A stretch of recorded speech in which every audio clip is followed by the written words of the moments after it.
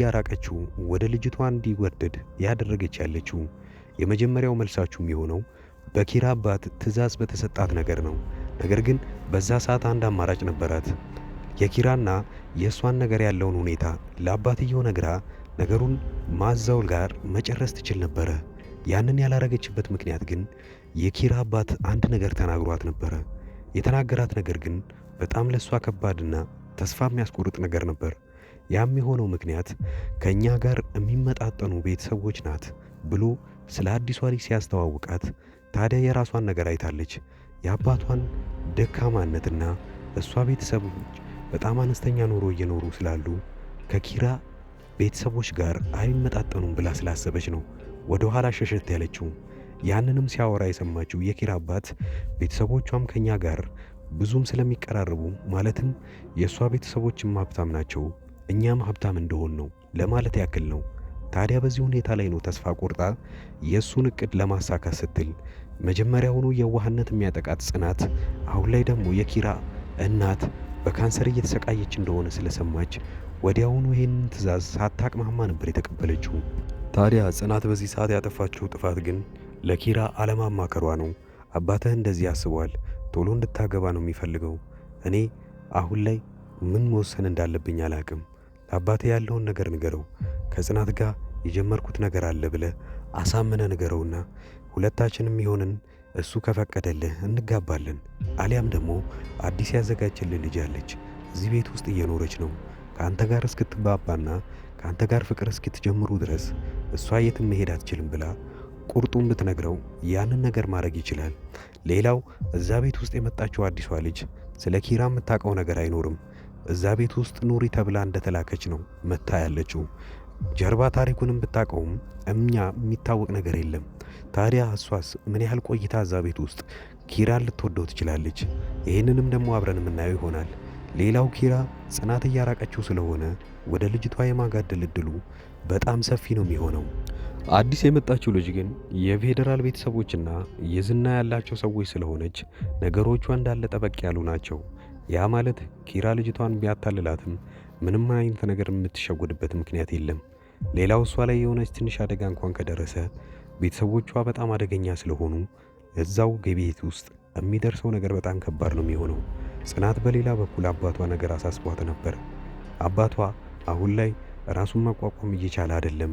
ብር እያጣ ነው፣ አቅም እያጣ ነው። እሷ ቶሎ ውሳኔ መወሰን አለባት። ገንዘብ መሰብሰብ አሊያም ደግሞ አግብቼ ነው የምኖረው ካለች እሱን ማሳዘን ነው የሚሆንባት። ነገሩን እንዳለ ከባድ ያደረገባት ይሄ ፈተና ነው። ፍቅር ምንም ያህል ኃያል ቢሆንም እሷ ግን አሁን ላይ በጣም የከበደባት ችግሩ ነው። ታዲያ በዚህ ሁኔታ ላይ ምን መወሰን አለባት? አባቷ በዚህ በኩል ተስፋ እያጣ ነው። በእሷ ተስፋን ያደረገው እሷ ናት ያለችው አማራጭ። እስካሁን ካሁን ስራ ጀምራ ትጦረኛለች ብሎ እያሰበ ነው። በዛ ላይ እዛው ቤቷ ድረስ መጥቶ ከጠየቃት በኋላ መሳፈሪያ እስኪያጣ ድረስ ቸግሮት ነበር። ይሄኔ ታዲያ ጽናትን በጣም ክፉኛ ነበር የጎዳት ያ መሆኑ። ስለዚህ ውሳኔዋ የሚሆነው ወደ ስራና ወደ ዓላማዋ ነው። ከኪራ ጋር ተጋባች ማለት አሁን ላይ ለአባቷ መድረስም አትችልም። በጽናት ድራማ ላይ በቀጣዩ ክፍል ሙሉን ወዲያውኑ ኮሚኒቲ ፖስት ላይ መለቅላችሁ ይሆናል።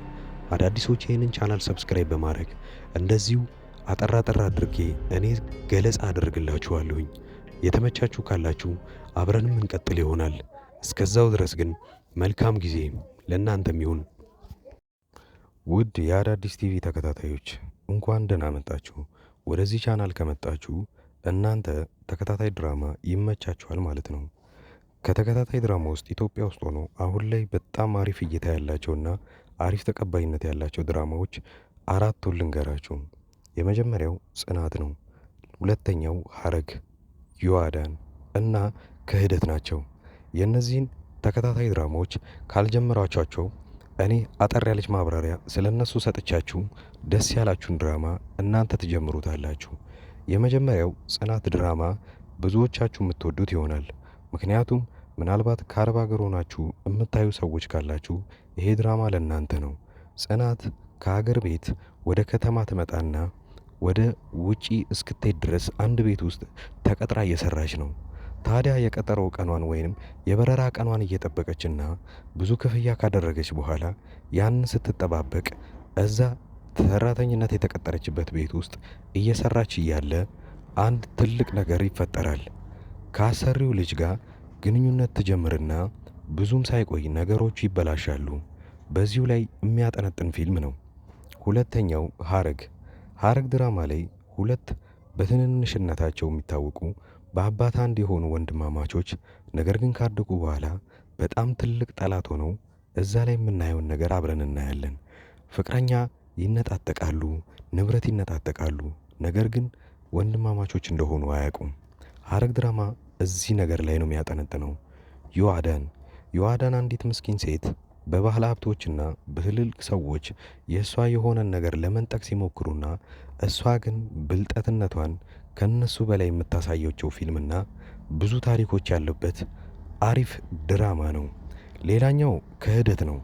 ክህደት የሚለው ፊልም አሁን ላይ በጣም አሪፍ እየታየ ያለ ነው። ክህደት አንድ ጓደኛውን በጣም የሚወዱት ሁለት ጓደኞች አሏቸው። ታዲያ በዚህ ጊዜ ጓደኛው የልቤ ጓደኛ ናቸው ብሎ ለእነሱም ማያረገው ነገር የለም። ብዙ ነገር አድርጎላቸዋል። ነገር ግን ትንሽ እንደቆየ ይታመምና በጣም እርዳታ ሲፈልግ ከጓደኞቹ የሚጠብቀውን እርዳታ ሳያገኝ ይቀርና ይልቁኑ በዛኑ ልክ ይጠቀሙበታል። ይሄኔ ታዲያ እሱ ካወቀ በኋላ ምንን ማድረግ እንዳለበትና እንዴት ከነዚህ ጓደኞች ሊበቀል እንደሚችል የሚያሳይ አሪፍ ፊልም ነው። አሪፍ ጥራትና አሪፍ ኳሊቲ ተደርጎበት ካራክተሮችም በጣም አሪፍ የሆኑና የሚያጓጓ ፊልም ሐረግና ክህደት ናቸው። ሁለቱ ፊልሞች ምንም አይነት ንዝናዜ ምናምን ሳይበዛባቸው ወሬም ሳይኖራቸው ቀጥታ ምንም አይናችሁን ሳትነቅሉ የምታዩት ፊልም ነው። ሌላኛው ጽናት የሚለው ፊልም ታሪኩ አሪፍ ሆኖ ነገር ግን ብዙ ወሬዎች ስለሚበዙበት ምናልባት ፊልሙ ሊሰለቻችሁ ይችላል። ነገር ግን ፊልሙ እንደዛ የሚሰለቻችሁ ከሆነ እኔ በየጊዜው የእያንዳንዱን ክፍሎች እንደዚሁ አይነት በትረካ መልክና እናንተን ለጥያቄ ያሳተፈ ለመልስም አስተያየት እንደሰጡበት አድርጌ አንዳንድ ቪዲዮ ለእያንዳንዱ ክፍል እሰራለሁ። ዮአዳን ድራማ ብዙ ሰዎቹ ስትጀምሩት በጣም አሪፍ ድራማ ነበረ። እስከ ክፍል 40ና እስከ ክፍል 45 ያለውን ድረስ ብዙዎቻችሁ በጣም አሪፍ አድርጋችሁ ስታዩት ነበረ።